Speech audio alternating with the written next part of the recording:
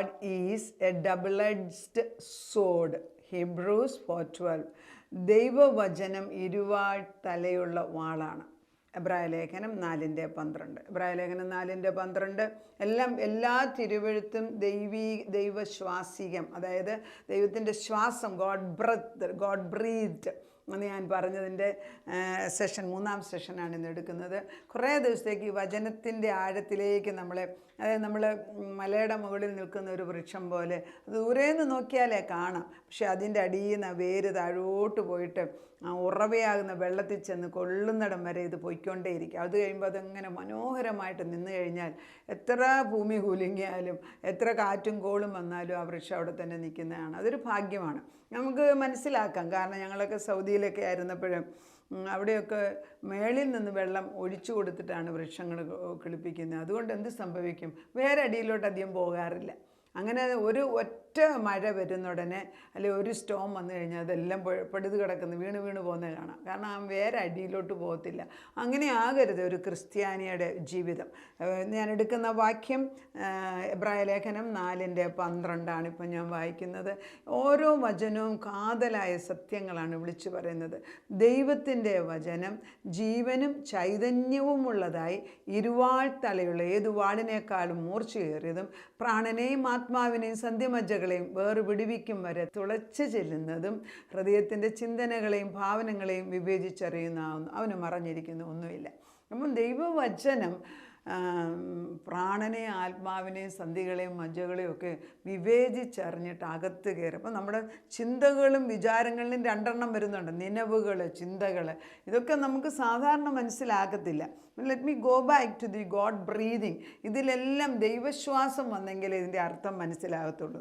ദൈവശ്വാസം എന്ന് പറയുമ്പോൾ അതിന് ഗ്രീക്ക് വേർഡ് ഉപയോഗിച്ചിരിക്കുന്നത് തിയോസ് ന്യൂസ്റ്റോസ്. തിയോസ് ന്യൂസ്റ്റോസ് മീൻസ് തിയോപ് മീൻസ് ഗോഡ് ആണ്. ന്യൂസ്റ്റോസ് means God breath, the inspired by God and the scripture. അപ്പം the scripture is the only thing described as such by the apostle. അപ്പോസിലിനകത്ത് ഈ വചനത്തെക്കുറിച്ച് മാത്രം, ദൈവവചനത്തിനാണ് ഈ തിയോപ് ന്യൂസ്റ്റോസ് എന്ന് വിളിച്ച് പറയുന്നത്. അതായത് ദൈവത്തിൻ്റെ ബ്രത്താണ് ഇത് കടന്നു വന്നിരിക്കുന്നതെന്ന്. അപ്പോൾ അങ്ങനെ ദൈവത്തിൻ്റെ ബ്രത്തിൽ കൂടെ പറയുന്നതിന് മാത്രമേ ഈ എബ്രായലേഖനം 4:12 പറയുന്നത് പോലെ ഇത് ജീവനും ചൈതന്യമുള്ള വചനമാണ്. അത് ഇരുവാൾ തലയുള്ള വാളാണ്. അപ്പോൾ നമ്മുടെ കയ്യിലൊരു വലിയ വാളുണ്ടെന്ന്, അതിൻ്റെ വാളിൻ്റെ നീട്ടം അല്ലെ അതിൻ്റെ ലെങ്ത്ത് നമ്മൾ എത്രമാത്രം വചനം എടുത്ത് ഉപയോഗിക്കുന്നതനുസരിച്ചിരിക്കും. രണ്ട് സൈഡിലും ഇതിന് മൂർച്ചയുണ്ടെന്നറിഞ്ഞാൽ ഞാൻ ഒരു വാളെടുത്ത് വെട്ടുമ്പോൾ അപ്പുറത്തും അതിൻ്റെ പ്രവൃത്തി നടക്കും, നമ്മളിലും പ്രവൃത്തി നടക്കും. വചനത്തിനൊരു പ്രത്യേകതയുള്ളത്, എല്ലാ ബുക്കുകളും നമുക്ക് വായിക്കാൻ ദൈവം അധികാരം തന്നിട്ടുണ്ട്, വായിക്കുകയും ചെയ്യാം. പക്ഷേ എല്ലാ ബുക്കും നമുക്ക് പ്രയോജനമുള്ളതല്ല. നമ്മൾ ബുക്കുകൾ വായിക്കുമ്പോൾ നമ്മൾ അതിനെക്കുറിച്ച് വായിക്കുന്നു, വി റിസീവ് സംതിങ്. പക്ഷെ നമ്മൾ വേദപുസ്തകം വായിക്കുമ്പോൾ ആ വേദപുസ്തകം നമ്മളെ റീഡ് ചെയ്യാണ്, നമ്മളോട് പറയുകയാണ് certain ഏരിയാസ് നമ്മൾ അതിനകത്ത് മാറ്റം വരുത്തിയിട്ടിരിക്കും. വളരെ സ്നേഹമായിട്ട് ഇത് ആദ്യകാലങ്ങളിൽ പറഞ്ഞു തരും.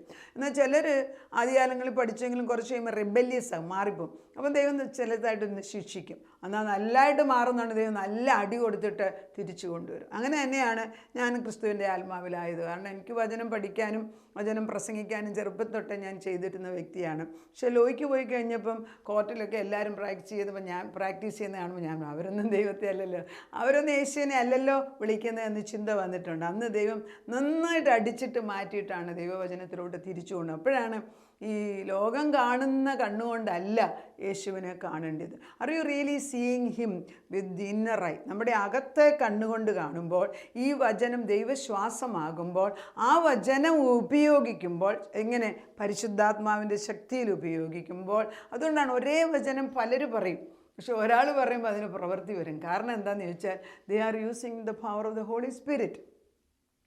നമ്മൾ കിടന്ന് ഉറക്കെ കടന്ന് നിലവിളിക്കാം, ഉറക്കെ അലിച്ചു പോകാം, പക്ഷേ ദൈവം ചിലപ്പം കേൾക്കത്തേ ഇല്ലെന്ന്. എന്നാൽ വളരെ ആത്മാവുള്ള ഒരാൾ വന്നു വെച്ച് സാവകാശത്തിൽ അത് പറഞ്ഞു വെച്ച് പോകും, അന്നേരം തന്നെ അത് ബന്ധനഴിക്കുന്നതാണ്.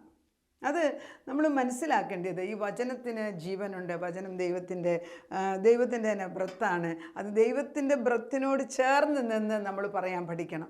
അപ്പോഴത്തെ ശ്വാസമാണ്. അങ്ങനെയാണ് എബ്രായലേഖനത്തിൽ 4:12 ഒന്നും കൂടെ നമുക്ക് വായിച്ചു നോക്കാം.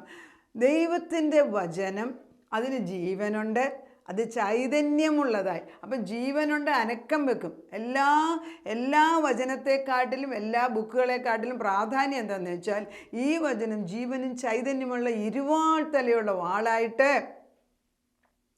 വാളിൻ്റെ മൂർച്ചയായിട്ട് പ്രാണനെയും ആത്മാവിനെയും. എങ്ങനെ നമുക്ക് ഈ പ്രാണനും ആത്മാവും തിരിച്ചറിയുന്നത്? പ്രാണൻ്റെയും ആത്മാവിൻ്റെ ഇടയ്ക്ക് ഒരു ഡിവിഷൻ ഉണ്ടെന്ന് എനിക്ക് അറിഞ്ഞുകൂടാ.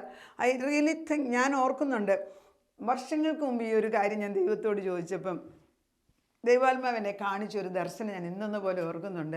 ഞാൻ ചോദിച്ചത് അങ്ങനെ ആർക്കും മനസ്സിലാകും കർത്താവേ, I don't really understand these things. ദൈവം എന്നെ കാണിച്ചു. നല്ല ഷാർപ്പായിട്ടുള്ള ഒരു നീഡിൽ, ഒരു സൂചിയാണ്. അതൊക്കെ നല്ല നീളമുണ്ട്, അതിന് ജീവനുണ്ട്. അതിങ്ങനെ കർത്താവ് ഇങ്ങനെ എടുത്തിട്ട് നമ്മുടെ മേലോട്ട് ഇത് അപ്ലൈ ചെയ്യുമ്പോൾ ഈ പ്രാണനും ആത്മാവും കൂടെ ഇടയ്ക്ക് ഇത് ഡിവൈഡ് ചെയ്തിട്ട് കയറിപ്പോയിട്ട് അത് പ്രവൃത്തി ചെയ്യുന്നു. അപ്പോൾ ഞാൻ മനസ്സിലാക്കി, എൻ്റെ ദൈവം എന്തൊരു ശക്തിയായതിന്. അതാണ് ദൈവവചനത്തിൻ്റെ ശക്തി. പ്രാണനെ ആത്മാവിനെ നമുക്ക് ഡിവൈഡ് ചെയ്യാൻ ഒക്കില്ല. പക്ഷേ ദൈവത്തിൻ്റെ ശ്വാസമാകുന്ന വചനം വരുമ്പോൾ അത് അകത്ത് ഇരുവാഴ്ത്തൽ വാളെന്ന് പറയുമ്പോൾ വലിയ നീളമുള്ള വാള അല്ലെങ്കിൽ കട്ടിയുള്ള വാള, ഇതങ്ങനെയല്ല. നീഡിൽ, തിന്നായിട്ടുള്ള നീഡിൽ അതേ ഇലക്ട്രിസിറ്റി പാസ് ചെയ്യുന്ന പോലെ ലൈറ്റ് ചെയ്യുന്നിട്ട് ഇത് ഡിവൈഡ് ചെയ്ത് മാറ്റുന്ന ഞാൻ കണ്ടപ്പോൾ ഞാൻ മനസ്സിലാക്കി, അയ്യോ എത്ര വലിയ ശക്തിയാണോ ഈ വചനത്തിന് കിടക്കുന്നത്. ഇത് ആത്മാവ് നമ്മളെ പഠിപ്പിക്കുമ്പോൾ നമ്മൾ ഒരിക്കലും മറക്കൂല. അതുകൊണ്ടാണ് പറയുന്നത് ജീവനുണ്ട്, ഇതിന് ചൈതന്യമുണ്ട്, ഇരുവാൾത്തലയുള്ള ഏത് വാളിനേക്കാളും മൂർച്ചയേറിയതാണ്. അത് പിന്നെ പോകുന്നത് ചെയ്യാതിരിക്കത്തില്ല. പ്രാണനെയും ആത്മാവിനെയും. എങ്ങനെ പ്രാണനെയും ആത്മാവിനെയും തിരിക്കുക എന്ന് പറഞ്ഞാൽ അത് ഒന്നിച്ച് നിൽക്കുന്നതാണ്. പക്ഷേ അതിൻ്റെ ഇടയ്ക്കൂടെ അത് തിരിച്ചറിഞ്ഞ് നമ്മളിരിക്കുകയാണെങ്കിൽ പ്രാണനെ ആത്മാവിനെ ഒരുപോലെ വെട്ടും. പക്ഷേ ദൈവത്തിൻ്റെ വചനം ആത്മാവിൽ ചെല്ലുമ്പോൾ അത് കറക്റ്റായിട്ട് ഡിവൈഡ് ചെയ്യും. എന്തുകൊണ്ടാണ് അൽസൈമേഴ്സ് ഡിസീസ് വരുന്നത്? നമ്മൾ ചിന്തിച്ചിട്ടുണ്ടോ? Medically we have different opinions about this. പക്ഷേ ഒരിക്കലും ദൈവം സൃഷ്ടിച്ച മനുഷ്യന് ഈ ബുദ്ധി മന്ദിക്കേണ്ട ആവശ്യമില്ല. Until our death, it has to work properly. Regenerate ചെയ്ത് നമുക്ക് ഈ ബ്രെയിനൊക്കെ നല്ലോണം വായിച്ചാൽ അല്ലെങ്കിൽ വചനം കാണാതെ പഠിച്ചുകൊണ്ടിരിക്കുകയെങ്കിൽ ഓർമ്മശക്തി നിൽക്കും. പക്ഷേ ഇതൊക്കെ ആരോട് പറഞ്ഞാൽ it takes time and effort and conscious effort. അതായത് നമ്മളൊരു മനസ്സ് വെച്ചത് ചെയ്യണമെന്ന് പഠിക്കണം. അപ്പോൾ ഈ പ്രാണനെയും ആത്മാവിനെയും വിവേചിച്ച് അറിഞ്ഞ് കയറി ചെല്ലുന്ന ഒരേ ഒരു ആയുധം വചനമാണ്. അതെടുത്ത് ഉപയോഗിക്കാൻ നമ്മൾ പഠിച്ചില്ല എങ്ങനെയാണ്? പിന്നെ പറയുന്നത് ഇതാണ്, സന്ധിയും മജ്ജകളും. എവിടെയാണ് മജ്ജ, എവിടെ സന്ധി, എവിടെ നമ്മൾ നോക്കിയത്? സാധാരണ ഒരാൾക്ക് നോക്കിയാൽ ഇത് മനസ്സിലാക്കാൻ പാടാണ്.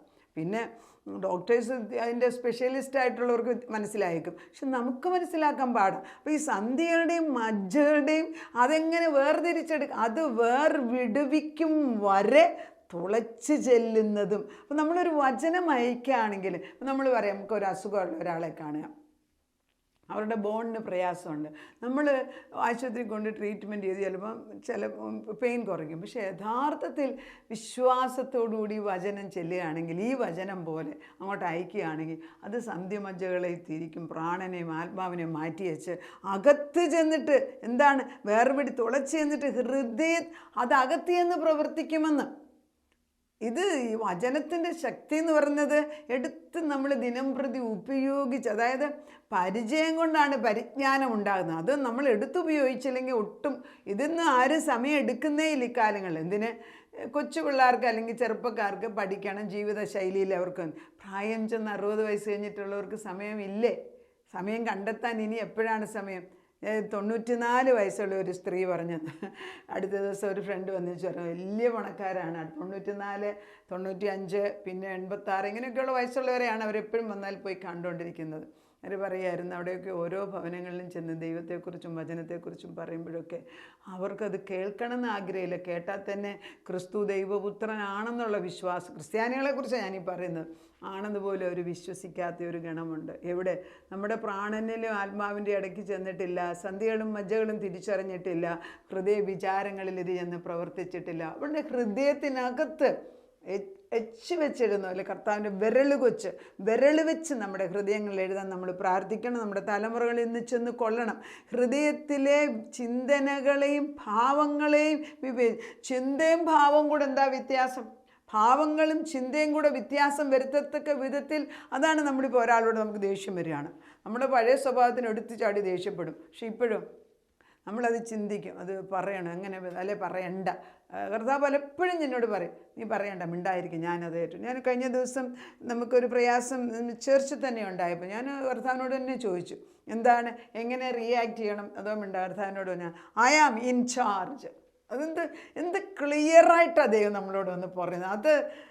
അത് കേൾക്കാൻ നിങ്ങൾ ആഗ്രഹിക്കണം. കർത്താവിൻ്റെ ഉടയവൻ്റെ ശബ്ദം അകത്തെ ആത്മാവ് കേട്ട് ഐ ആം ഇൻ ചാർജ് എന്ന് പറഞ്ഞു. അതോട് കഴിഞ്ഞിട്ട് അത് കർത്താവ് 2 ആഴ്ചയ്ക്കകം പ്രശ്നമെല്ലാം പരിഹരിച്ച് അനുഗ്രഹമാക്കി തന്നു. ആ ഒരു ദൂത്, ദൈവത്തിൻ്റെ ശബ്ദം എങ്ങനെയാണ് കേട്ടത്? ചെവി കൂടാണോ നമ്മുടെ ബുദ്ധി കൂടെ? അറിഞ്ഞുകൂടാ. വെൻ സ്പിരിറ്റ് സ്പീക്സ്, ഹോളി പരിശുദ്ധാത്മാവ് സംസാരിക്കും, നമുക്ക് വ്യക്തമായിട്ടും കേൾക്കുന്നത് ദൈവത്തിൻ്റെ ആണെന്ന് മനസ്സിലാകും. അതിൽ ഉറച്ചു നിൽക്കുമ്പോൾ അതിശയങ്ങൾ കാണുകയും ചെയ്യും. അതുകൊണ്ട് വചനത്തെ സ്നേഹിക്കാൻ പഠിക്കുകയും വചനം നമ്മളെ മുൻപോട്ട് നടത്തട്ടെ. നമുക്ക് പ്രാർത്ഥിക്കാം. കർത്താവേ, എല്ലാ വചനവും ദൈവത്തിൻ്റെ ബ്രത്താണെന്ന് പറഞ്ഞു. തിയോസ് ന്യൂസ്റ്റോസ്, ദൈവത്തിൻ്റെ ബ്രത്ത് ഓഫ് ലൈഫിലാണ് ഞങ്ങൾ നിൽക്കുന്നത്. നാഥൻ്റെ അടുക്കിലേക്ക് ഈ വചനവും കൊണ്ട് കയറി വരുമ്പം വചനം അപ്പച്ചൻ്റെ തന്നെ എടുത്ത് തിരിച്ചു പറയാനുള്ള കാണുമ്പോൾ അപ്പച്ചൻ ഞങ്ങളെ നോക്കി ചിരിക്കുന്നു, ഓർത്ത് സന്തോഷിക്കുന്നു. ഒരു കൊച്ചു പൈതലെ അപ്പനും അമ്മയും പറയുന്ന അതേ ഭാഷയിൽ, അതേ ശൈലിയിൽ തിരിച്ചു പറയുമ്പോൾ നമ്മളത് എത്ര സന്തോഷത്തോടെ ഉൾക്കൊള്ളുന്നു. അതുപോലെ തന്നെയാണ് നിൻ്റെ സന്തോഷം. ഞങ്ങൾ നിൻ്റെ വചനം പറയാൻ തക്കവണ്ണം കർത്താവേ, ഞങ്ങളുടെ പ്രാണനെയും ആത്മാവിനെയും സന്ധിമജ്ജകളെയും നിലവുകളെയും ചിന്തകളെയും വിവേചിച്ചറിഞ്ഞ് അതിൻ്റെ ഇടയ്ക്കൂടെ പോയിട്ട് ഹൃദയത്തിനകത്ത് ഈ വചനത്തിൻ്റെ ശക്തി, നീയാകുന്ന മുഖം അങ്ങോട്ട് എച്ച് ചെയ്ത് എഴുതി വെച്ച് കഴിയുമ്പോൾ എന്തൊരു ഭംഗിയാപ്പിച്ച. അതല്ലേ നീ ആഗ്രഹിക്കുന്നത്? ആത്മാവിന് ഒരു ശരീരം വേണമല്ലോ. അതുകൊണ്ട് നിൻ്റെ വചനത്തിൻ്റെ ആത്മാവ് ഞങ്ങളുടെ ഹൃദയത്തിൽ വെച്ച് എഴുതുന്നത് പോലെ വചനം കൈകൊണ്ട് കർത്താവേ, നിൻ്റെ മുഖം ഞങ്ങളുടെ ഹൃദയങ്ങളിൽ, നിൻ്റെ വചനം ഞങ്ങളുടെ ഹൃദയങ്ങളിൽ വിരൽ കൊണ്ട് എഴുതിപ്പോന്ന പോലെ 10 കൽപ്പന കല്ലുകളിലാണ് എഴുതിയത്. എന്നാൽ പുതിയ നിയമത്തിൽ നിൻ്റെ കൽപ്പനകളും സ്നേഹവും ഞങ്ങളുടെയും ഞങ്ങളുടെ തലമുറകളുടെയും ഹൃദയങ്ങളിൽ എഴുതി തരണമേ എന്ന് പ്രാർത്ഥിക്കുന്നു. നാഥൻ അത് ചെയ്യാൻ പോകുന്നതിന് സ്തോത്രം. ഇങ്ങനെ ആത്മാവിന് ഇത്രമാത്രം ശക്തിയുണ്ടെന്നും വചനം ദൈവത്തിൻ്റെ ശക്തമായ ബ്രീത്ത് അല്ലെങ്കിൽ ബ്രത്താണെന്നും ദൈവത്തിൻ്റെ ശ്വാസമാണ് നമ്മൾ ശബ്ദമായിട്ട് ഉപയോഗിക്കുന്നതെന്ന് അറിഞ്ഞിട്ട് അത് ശരിയായിട്ട് ഉപയോഗിക്കാൻ ഞങ്ങളെയും ഞങ്ങളുടെ തലമുറകളെയും എടുത്ത് ഉപയോഗിക്കണേ. നാഥ, നീ തന്ന ജീവൻ്റെ ഒരു പ്രതിച്ഛായയാണ് ശബ്ദം. കർത്താവേ, അത് ഭംഗിയായിട്ട് കലക്കത്തിനും വഴക്കിനുമാക്കാതെ സ്നേഹത്തിനും യോജിപ്പിനും സന്തോഷത്തിനുമാക്കി തീർക്കണമേ എന്ന് പ്രാർത്ഥിക്കുന്നു. അവിടുന്ന് അത് ചെയ്യാൻ പോകുന്നതിനും അത് ചെയ്യുന്നതിനും സ്തോത്രം. മാറി നിൽക്കുന്ന കുടുംബങ്ങളെല്ലാം ഒന്നിച്ചാകട്ടെ. എല്ലാ സ്നേഹത്തിൻ്റെ അതിരുകൾ വരമ്പുകൾ വിസ്താരമാക്കിയിട്ട് അനേകരെ ഉൾക്കൊണ്ട് ദൈവത്തിലേക്ക് കടന്നു വരാൻ ഞങ്ങൾ ഒരു കൂട്ടമായിട്ട് നിൻ്റെ സന്ധിയിൽ കടന്നു വന്ന് നിൻ്റെ ആ ബാങ്ക്വറ്റ് ഹോള്, അപ്പച്ചൻ്റെ ആ ശാലയിലിരുന്ന് ഭക്ഷണം കഴിക്കുന്ന ഒരു അനുഭവം ഇന്ന് മുതൽ തരണമേ എന്ന് പ്രാർത്ഥിക്കുന്നു. അത് ഞങ്ങളെ നോക്കി സന്തോഷിക്കുന്നതിന് നന്ദി. പ്രാർത്ഥനയുടെ ഉത്തരം തന്ന ദൈവത്തിന് സ്തോത്രം. യേശു ക്രിസ്തുവിൻ്റെ പൊന്നുനാമത്തിൽ തന്നെ ആമേൻ.